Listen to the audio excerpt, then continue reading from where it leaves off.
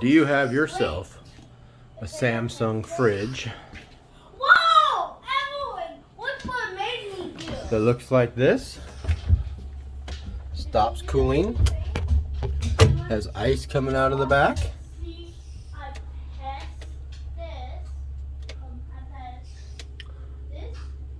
Well, today we're going to attempt to fix this yet again and see what happens. Alright, so the first thing you want to do is you want to unplug it. And then you want to start taking your shelves out. Most of them come out pretty easy. The top two come out pretty easy. Well, there's some ice in there, of course. I usually take this opportunity to wash them too, clean out my fridge. Pull your drawers out.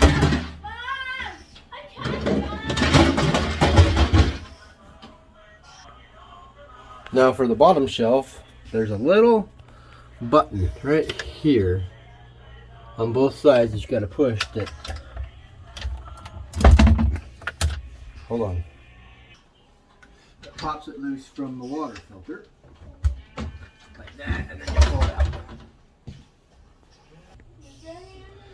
Now you got to let it sit and defrost till all the ice is gone so you can get this back cover off, because you can't get it off because it's all frozen.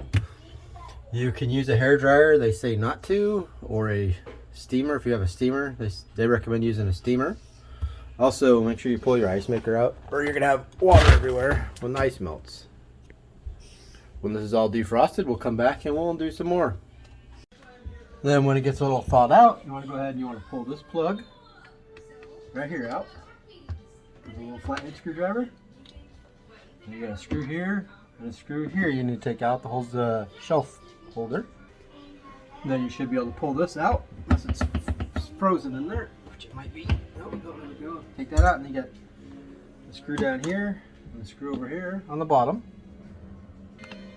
Now if it's thawed out enough, you should be able to grab onto the bottom of this and pull it out, which you want to be careful, because if it's not thawed out, there's a bunch of styrofoam insulation on the back of this that'll be frozen to the evaporator, and it won't come off, which it looks like it might still have some ice in there. Maybe not. Oh, there we go. Maybe it's coming. There we go. And then you'll see all this lovely ice. This is the most ice I've had in here yet, I think. And then there's two connectors up here you can unplug. And you can take this all the way out. Now you can go ahead and test your defrost heater, which is this thing right here, which is what melts the ice out of your refrigerator. So you unhook these two connectors, which are like this, or actually like this, sorry. And they got little tabs right here you push, pull them out. Then you can take your ohm meter and set it to ohms.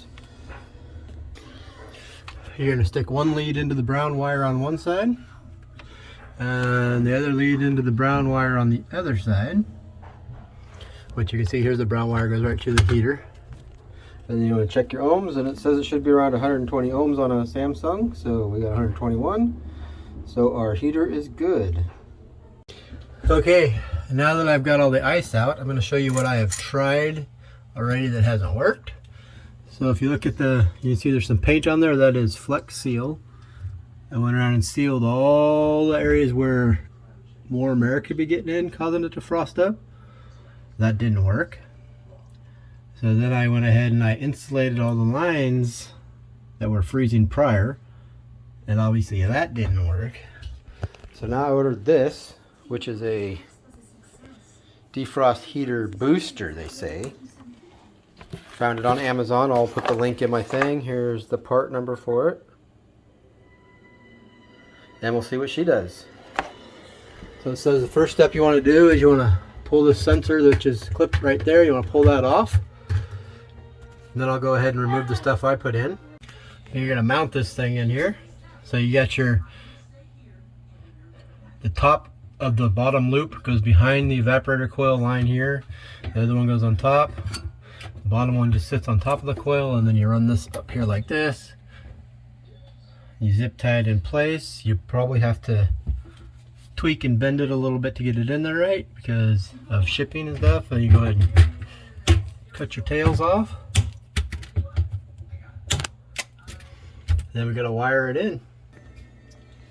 Okay, now when you're wiring it in, you're gonna tap into this original defroster wire, the brown one, and the brown one on the other side. They give you these cheesy connectors to do it. I wouldn't usually use these, but we're gonna do it since that's what they came with. Okay, we'll try to get this. So to put them on, what you'll do is you wrap it around the wire, close it like that, squeeze it down with a pair of pliers, and you should be good to go. And then you plug that wire into there, plug the other wire into the other one, like so. Then you're going to put your little sensor, defrost sensor, back on like that. Took everything back out of the way. And you should be able to put it back together now. And